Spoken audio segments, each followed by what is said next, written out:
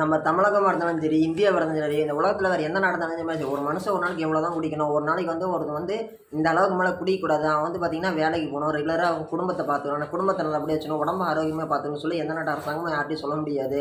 உலகத்தில் இந்தியாவில் தான் வந்து பார்த்திங்கன்னா தனியார் சுதந்திரம் அப்படிங்கிறது அதிகமாக இருக்குது. இந்த தனியார் சுதந்திரம் அதிகமாக இருக்கக்கூடிய இந்தியாவில் வந்து பார்த்திங்கன்னா ஒரு மனுஷன் வந்து எவ்வளோ வேணாலும் சரக்கு அடிக்கலாம், அவன் சட்டத்துக்கு உட்பட்டு எது வேணாலும் செய்யக்கூடாது, சட்டத்துக்கு உட்பட்டு தான் நடக்கணும், சட்டத்தை மீறி எதுவும் செய்யக்கூடாது. அவன் வந்து குடிச்சிட்டு வந்து பார்த்திங்கன்னா ஆக்சிடென்ட் பண்ணக்கூடாது, குடிச்சிட்டு வந்து பார்த்திங்கன்னா வன்முறை ஏற்படாது, குடிச்சிட்டு வந்து பாலியல் அத்துமுறையில் ஈடுபடக்கூடாது, அதே மாதிரி குடிச்சிட்டு வந்து பார்த்திங்கன்னா தகராறு பண்ணக்கூடாது, தீவிரவாத செயலில் ஈடுபடக்கூடாது, சட்டத்துக்கு உட்பட்டு அவன் என்ன வேணாலும் செய்யலாம். அதாவது ஒரு மனுஷன் சட்டத்துக்கு உட்பட்டு தான் நடக்கணுமே சொல்லுதே தவிர சட்டம் ஒருத்தன் வந்து நல்லபடியாக வாழணும், இவ்வளோ தான் குடிக்கணும், குடும்பத்தை பார்த்துக்கணும்னு சொல்லி எந்த நாட்டு அரசாங்கமும் சொல்லாது. ஓகேங்களா, சொல்ல வழிவகையே இல்லை. இது தனிநபர் சுதந்திரம் அதிகம் உள்ள நாடு, அதனால் வந்து யாரும் எதுவும் சொல்ல முடியாது. அதையும் தாண்டி ஒன்று என்ன சொல்லிட்டோம்னா, இப்படி இந்த ஒரு தனியார் தொலைக்காட்சி என்ன பண்ணுறாங்க, ஒரு ஆடிஷன் மாதிரி வச்சு, ஆடிஷன் அப்படின்னு சொல்கிறது ஒரு கருத்து கணிப்புன்னு சொல்லி வைக்கிறாங்க. என்னன்னு சொல்லி கேட்டோம்னா, எத்தனை பேர் குடிக்கிறாங்க சராசரின்னு கணக்கு எடுத்தோம்னா சராசரியாக வந்து பார்த்தீங்கன்னா 148 பேர் நான் குடிக்கிறேன்னு சொல்லியிருக்கிறாங்க. அதாவது சரிபாதி பேர் இருக்கிற ஆண்களில் சரிபாதி விகிதம் பேர் வந்து பார்த்தீங்கன்னா சரக்கு அடிக்கிறேன்னு சொல்லியிருக்கிறாங்க. அப்படி இந்த சரக்கில் என்ன தான் இருக்குன்னு சொல்லி கேட்டிங்கன்னா, சரக்கு அப்படிங்கிறது இன்றைக்கி இல்லை, பண்டைய காலம் தொட்டே இருந்துட்டு இருக்குது. இயற்கையாகவே நம்மளுக்கு போதை தரக்கூடிய விஷயம் அப்படிங்கிறது இருந்துட்டு இருக்குது. என்னன்னு சொல்லி கேட்டோம்னா, இயற்கையாக போதை தரக்கூடிய விஷயம் என்ன சொல்லிங்கன்னா பனைமரத்துக்கள், அது எந்த ஃபேக்ட்ரி வந்து யாரும் உருவாக்குறது கிடையாது, அது வந்து இயற்கையாக கிடைக்கக்கூடிய ஒன்று.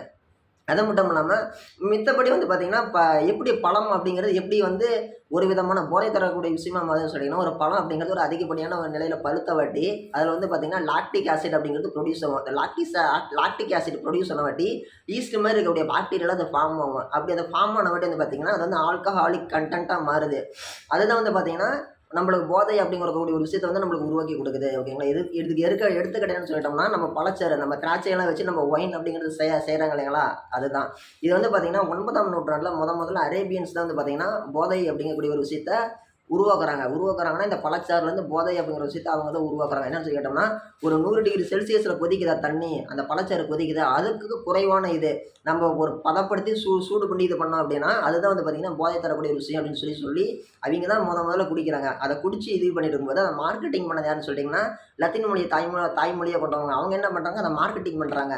அவங்க தான் முதல்ல வந்து அதுக்கு ஆல்கஹால்னு பேர் இருக்கிறாங்க. அதுக்கு என்ன அர்த்தம்னு சொல்லி கேட்டிங்கன்னா, நம்ம தமிழ் மொழியில் பதப்படுத்தப்பட்ட புளிக்கும் தன்மையுடைய நீர். ஓகேங்களா, அதுதான் வந்து ஆல்கஹால் அப்படிங்கிற வார்த்தைக்கு தமிழ் அர்த்தம். பதப்படுத்தப்பட்ட புளிக்கும் சுவையுடைய நீர். முதல்ல அவங்க தயாரித்த அந்த மதுபானம் அப்படிங்கிறது போதை தரக்கூடிய விஷயம் அப்படிங்கிறது அப்படி தான் இருந்துச்சுன்னு சொல்லி நீங்கள் தெரிஞ்சுக்கோங்க. பொதுவாகவே வந்து பார்த்திங்கன்னா ஆல்கஹாலிக் கண்டென்ட் அப்படிங்கிறது பார்த்திங்கன்னா மொத்தம் 3 ஆல்கஹால் இருக்குது. Ethyl alcohol, methyl alcohol, profile alcohol. Ethyl alcohol அப்படிங்கிறது பார்த்திங்கன்னா மருத்துவத்துறையிலையும் மதுபானத்துலேயும் வந்து நம்ம பயன்படுத்துகிறோம் அளவான முறையில். அதுக்கு அடுத்தபடி வந்து பார்த்திங்கன்னா மெத்தில் ஆல்கஹால். மெத்தில் ஆல்கஹால் எதெல்லாம் நம்ம பயன்படுத்தணும்னு சொல்லிட்டிங்கன்னா, நம்ம பெயிண்ட் இல்லைங்களா, பெயிண்ட் தயாரிக்கிறோம் இல்லையா, பெயிண்ட் அடிக்கிறோம் இல்லையா, அந்த பெயிண்ட்டுக்கும் அந்த பெயிண்ட்டை ரிமூவ் பண்ணக்கூடிய டின்னருக்கு இதுக்கெல்லாம் வந்து பார்த்திங்கன்னா இந்த ஆல்கஹால் யூஸ் பண்ணுறாங்க. அடுத்து ப்ரொஃபைல் ஆல்கஹால். ப்ரொஃபைல் ஆல்கஹால் என்னன்னு சொல்லி கேட்டிங்கன்னா, நம்ம எல்லாருக்குமே தெரியும் இல்லைங்களா, makeup items, lipstick, Fair and Lovely மாதிரி இருக்கக்கூடிய ஒரு சில க்ரீம்ஸு, அப்புறமேட்டு வந்து பார்த்திங்கன்னா பார்த்தோன்னே மினுமினப்பாக இருக்கக்கூடிய க்ரீமு, இதெல்லாம் வந்து பார்த்திங்கன்னா ப்ரொஃபைல் ஆல்கஹால் யூஸ் பண்ணுறாங்க. அது மட்டும் இல்லாமல் கேட்க கொஞ்சம் சங்கடமாக தான் இருக்கும், நம்ம கக்கூஸ் கலவரம் இல்லைங்களா, கக்கூஸ் கலவக்கூடிய லிக்விடு, அந்த கண்ணாடி துடைக்கக்கூடிய ஸ்ப்ரே லிக்விடு, இது எல்லாத்துலேயும் வந்து பார்த்திங்கன்னா ப்ரொஃபைல் ஆல்கஹால் கலக்கிறாங்க. ஆல்கஹாலோடைய தன்மையை பொறுத்து, அதோட வீரியத்தன்மை மாறுறதை பொறுத்து வந்து பார்த்திங்கன்னா அதோடைய தரம் பிரித்து நம்ம மனுஷன் பயன்படுத்திக்கிறான். இந்த மனுஷன் உலகத்தில் எதையுமே வேஸ்ட்டாக போக விட்றது கிடையாது, எல்லாமே பணமாக மாற்ற தெரிஞ்சவன் தான் மனுஷன். இதையெல்லாம் தாண்டி வந்து பார்த்திங்கன்னா அதை இப்போ நம்ம 90s 80s காலகட்டங்கள்லாம் வந்து பார்த்திங்கன்னா நம்ம எல்லாருக்குமே தெரியும். அன்றைக்கெல்லாம் கள்ளச்சாராயம் குடிச்சிட்டு செத்து போயிட்டாங்க அப்படின்னு சொல்லிட்டு அது என்ன சொல்லுவாங்க, அதோடைய வீரியத்தன்மை அதிகமாகிடுச்சுப்பா, குடிச்சிட்டு போதை தலைக்கேறி அவனுக்கு கண்ணு தெரியாமல் போயிடுச்சு, காது கேட்காமல் போயிடுச்சு, அவன் என்ன பண்ணிட்டான் திடீர்னு மாரடை வந்து செத்து போயிட்டான்ட்டு. பொதுவாக வந்து பார்த்திங்கன்னா சினிமாலாம் பார்த்துருவோம், அந்த மாதிரி வந்து ஸ்ப்ரிட்டு பழச்சாறு கலந்த கொதிக்க வச்ச இயற்கையான சாராயத்தில் என்ன பண்ணுவாங்கன்னா, நம்ம பழைய ஆளுங்களாம் படத்தில் காமிப்பாங்க, தண்ணி ஊற்றி குடிப்பாங்களாம். தண்ணி ஊற்றி குடிக்கும்போது என்ன பண்ணுவாங்க, அதோட வீரியத்தன்மையை நம்ம கண்ட்ரோல் பண்ணலான்ட்டு. உதாரணத்துக்கு வந்து பார்த்திங்கன்னா ஒரு 1/4 லிட்டர் டம்ளரில் வந்து பார்த்திங்கன்னா ஒரு 40 மில்லி சரக்கு ஊற்றுனாங்கன்னா மீதி வந்து 210 மில்லி அளவுக்கு வந்து பார்த்திங்கன்னா தண்ணி கலந்து குடிப்பாங்க. எதுக்கு, அப்போ அந்த வீரியம் வந்து நம்மளை தாக்காதுங்கிறதுக்கோசரம். இதெல்லாம் வந்து நம்ம சினிமாவில் பார்த்து தான் தெரிஞ்சுக்கிட்டோம், மற்றபடி எதுவும் நேரில்லாம் பார்க்கல, சினிமாவில் பார்த்தா தான்.